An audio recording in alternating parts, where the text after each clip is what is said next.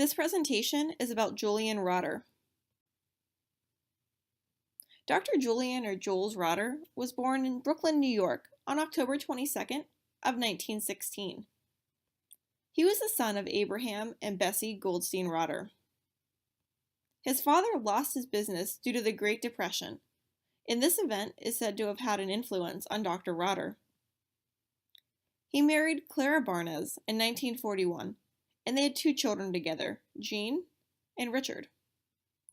After Clara died in 1985, he remarried. His second wife was Dorothy Hochreich. Dr. Rotter died on January 6, 2014, in Connecticut. Dr. Rotter first attended Brooklyn College from 1933 to 1937 and majored in chemistry. However, he took just as many classes in psychology and philosophy. He completed his master's at the University of Iowa under the direction of Wendell Johnson. His work at Iowa was on the topic of stuttering. He went on to intern at Worcester State Hospital. He earned his PhD in clinical psychology from the University of Indiana in 1941 and completed his dissertation under the direction of C.M. Lutet. His dissertation was entitled, "A Study of the Basis for Individual Differences in a Level of Aspiration Situation." After obtaining his PhD, Dr. Rotter worked as a clinical psychologist at Norwich State Hospital. He was then drafted into the military for World War II. He served in the Air Force and Army and did assessment work and therapy while serving. He then held academic positions, first at Ohio State University and then at the University of Connecticut. One of Dr. Rotter's accomplishments was writing his social learning and clinical psychology book in 1954. Strickland 2014 stated, his basic tenet was that personality is the interaction between a person and his or her environment, and is dependent on a particular individual's learning experiences and life history, on page 546. It is also noteworthy that Dr. Rotter believed that personality could be changed. Dr. Rotter created a formula for personality such that BP is the function or equals the function of E and RV.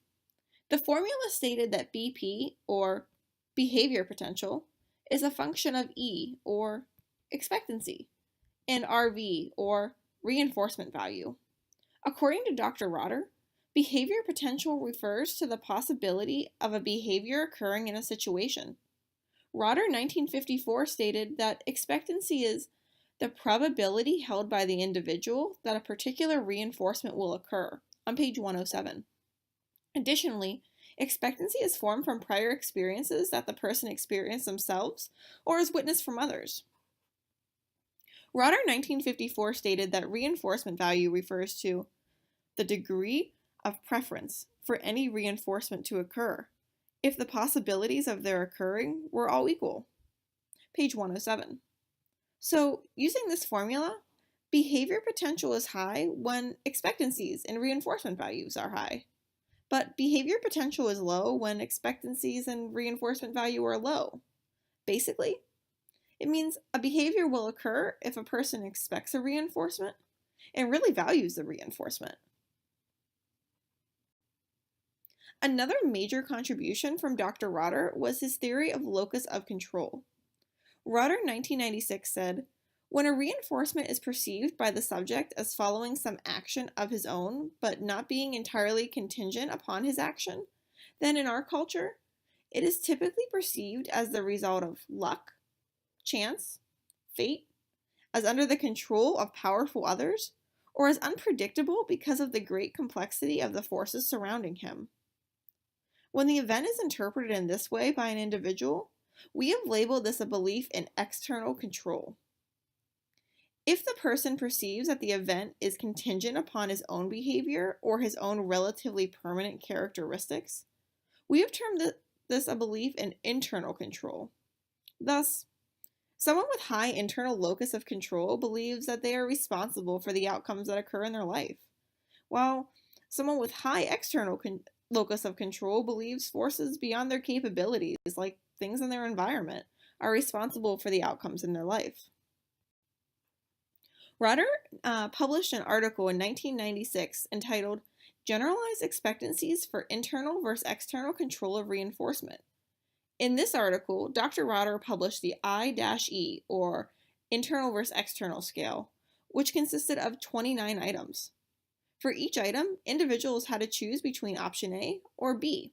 And here's an example item from this measure. Option A for one item: in the long run, people get the respect they deserve in this world. Or option B for the same item: unfortunately, an individual's worth often passes unrecognized no matter how hard he tries. Another one of Dr. Rotter's contributions was his participation in the Boulder Conference that occurred in 1949. This conference established the scientist-practitioner model. The scientist-practitioner model was created by David Shakow, who worked at Worcester State Hospital during Dr. Rotter's internship. And you can see Dr. Rotter in this photo here, circled in red.